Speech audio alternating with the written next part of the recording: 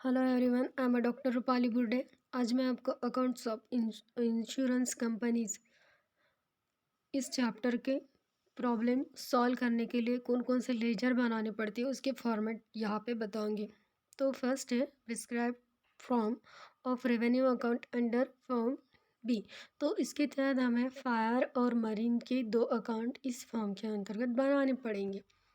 तो debit side credit side particular rupees दोनों side के, तो डेबिट से स्टार्ट करते हैं। फर्स्ट एक क्लेम्स अंडर पॉलिसीज, इसकी अमाउंट होगी वो लिखेंगे। उसमें से री इंश्योरेंस क्लेम की अमाउंट लेस करेंगे जो आता है उसमें, प्लस करेंगे एक्सपेंसेस रिगार्डिंग क्लेम और ऐड करेंगे claims outstanding and intimated eight the and.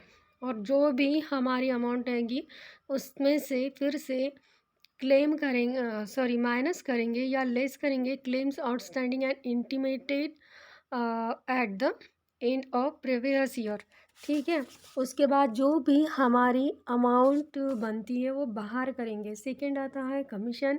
तो इसमें कमीशन ऑन डायरेक्ट बिजनेस और ऑन री इंश्योरेंस एक्सेप्टेड, ये दो होंगे, उसे प्लस करके अमाउंट बाहर करेंगे। थर्ड है एक्सपेंसेस ऑफ मैनेजमेंट, बाहर डायरेक्ट रुपीज़ के कॉलम में अमाउंट, बैड डेब्ट्स रुपीज़ के कॉलम में अमाउंट। उसके बाद है टैक्स इंडियन एंड फॉरेन, ये भी बाहर amount.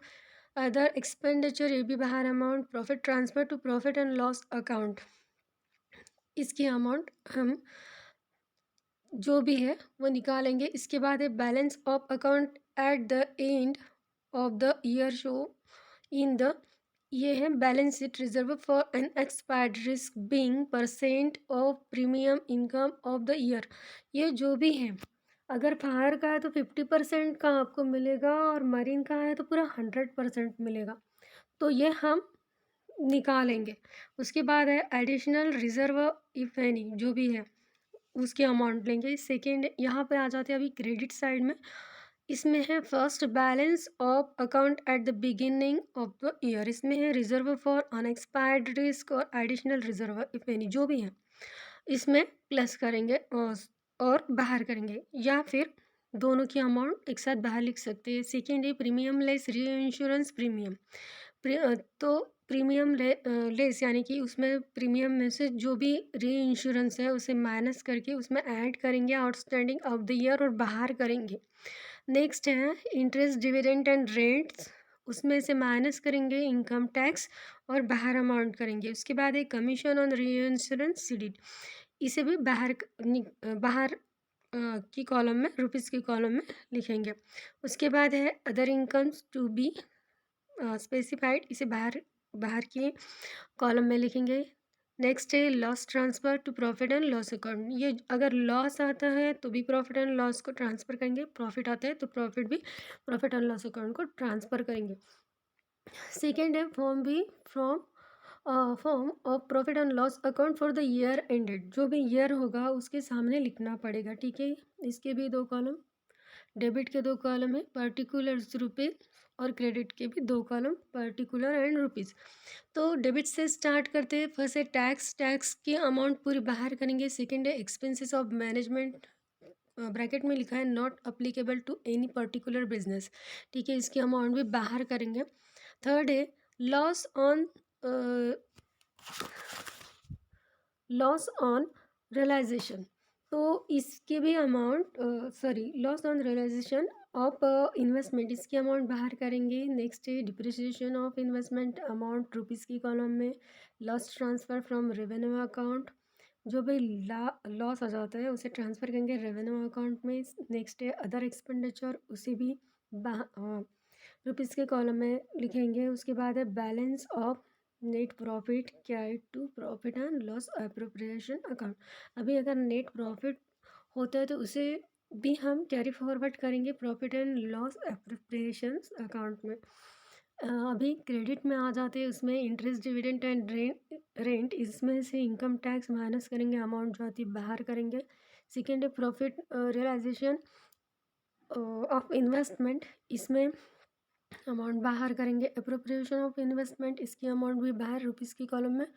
Profit transfer from revenue account, ठीक है, ये इसकी अमाउंट बाहर ट्रांसफ़र करनी है, ठीक है, रेवेन्यू अकाउंट को। उसके बाद है ट्रांसफ़र फीस, उसके बाद है अदर इनकम और नेट लॉस ट्रांसफ़र। जो भी लॉस आता है तो उसे भी ट्रांसफ़र करेंगे प्रॉफिट एंड लॉस और प्रिपरेशन अकाउंट को, जो हमारा नेक्स्ट फॉर्म सी में है। और अगर जैसे भी अगर प्रॉफिट आता है तो भी profit and loss appropriation account को ट्रांसफ़र करेंगे, और लॉस आता है तो वो भी profit and loss appropriation account में ट्रांसफ़र करेंगे, ठीक है।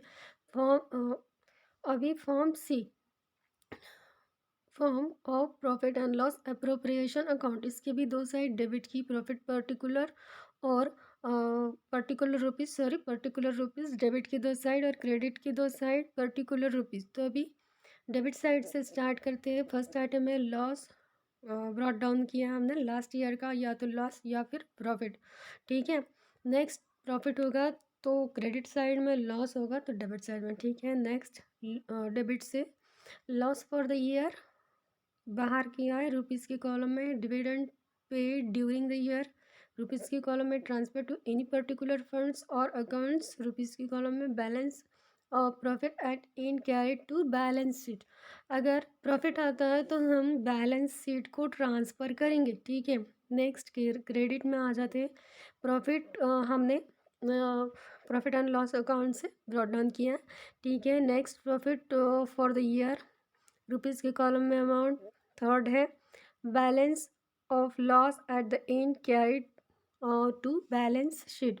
अगर लॉस आता है तो वो भी हम बैलेंस शीट में ट्रांसफ़र करेंगे। नेक्स्ट है हमारा फॉर्म है फॉर्म ऑफ बैलेंस शीट। अभी बैलेंस शीट के दो साइड, फर्स्ट है लाइबिलिटीज़ रुपीज़, सेकेंड है असेट रुपीज़। तो लाइबिलिटीज़ से स्टार्ट करते हैं। फर्स्ट आइटम है शेयर कैपिटल विद डिटेल्स, जो भी डिटेल्स है जो हमें प्रोवाइड की हुई है उसकी अगेंस्ट जो भी बनती है।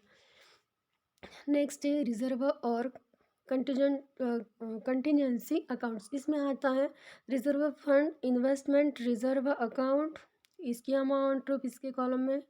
नेक्स्ट है profit and loss appropriation account, ये जो प्रॉफिट एंड लॉस अप्रोप्रिएशन बनाया था उसकी, ठीक है। थर्ड है balance of fund, balance of funds and accounts. इसमें क्या आएगा, fire insurance business, marine insurance business, miscellaneous insurance business, pension account, debenture account, other account if any.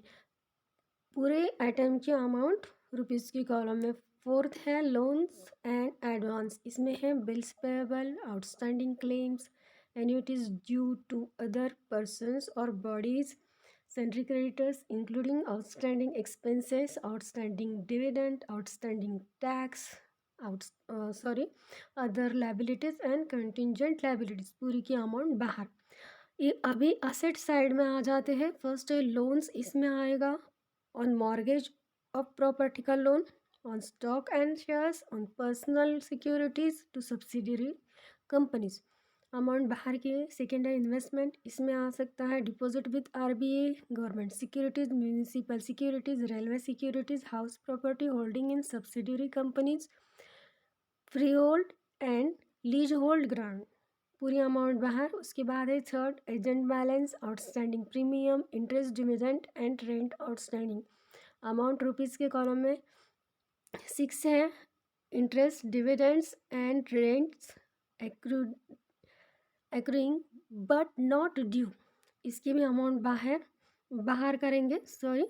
उसके बाद है seven amounts due from other persons और bodies carrying on insurance business, इसके भी amount बाहर। सेंट्री डेटर्स अमाउंट बाहर, bill receivable amount बाहर, यानी कि रुपीज़ के कॉलम में cash at bankers on deposit account and current account in hand.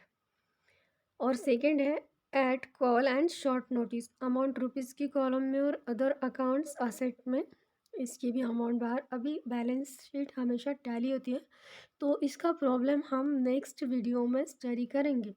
तो thanks for watch my video. अगर आपको अच्छा लगे तो लाइक और सब्सक्राइब ज़रूर कर दीजिए। थैंक